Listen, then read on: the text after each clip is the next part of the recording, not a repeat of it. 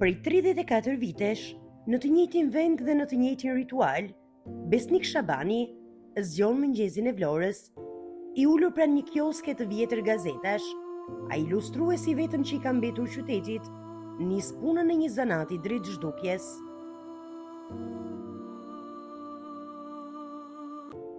Në kohën kur Vlora kishte 10 lustrues, Besniku ishte një prej tyre. Sot është i fundit. Një profesion dikur i kërkuar, sot është kthyer në kujtim, po për të, ky vend është jeta. Sa vite ke që merresh? Kam 34 vjetë. Sa kushton një ilustrim apo një lyerje kursesh? Po marrë sa japi 500 lek, 1000 lek.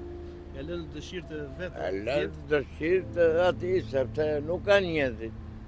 Neve jetojmë me pak. Jetojmë me pak. Ajtë ardhurja, sepse nuk ka njerëzit më. Këtu më ke. Këtu më ke. 34 vjetë këtu kam qenë. Puna nuk është më si dikur, të ardhurat janë minimale, shpesh aq të pakta sa nuk mbulojnë as shpenzimet e ditës. Besniku jeton me asistencë sociale dhe kujdeset për bashkëshorten e sëmur, një bar e rënd mbi supet e tij të lodhura. Nuk kemi në më thënë të ardhura, se unë me asistent majmë këtu, kjo është punë private.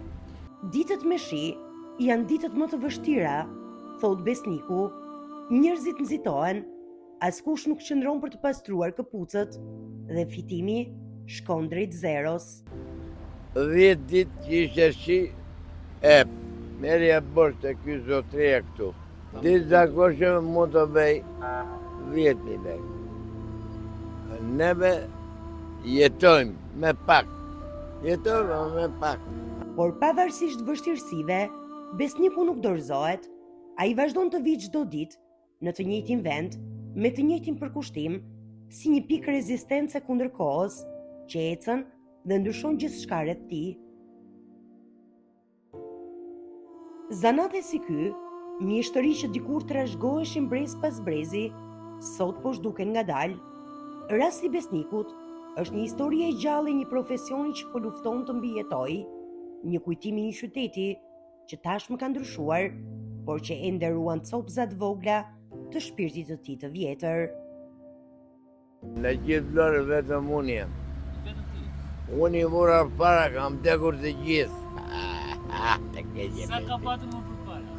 Ma përpara ishim 6-7 veta, banin, edhe 20.000. Dhe aq kohë sa Besniku të jetë këtu, Vlora do të ketë ende dritën e një tradite që refuzon të shuhet.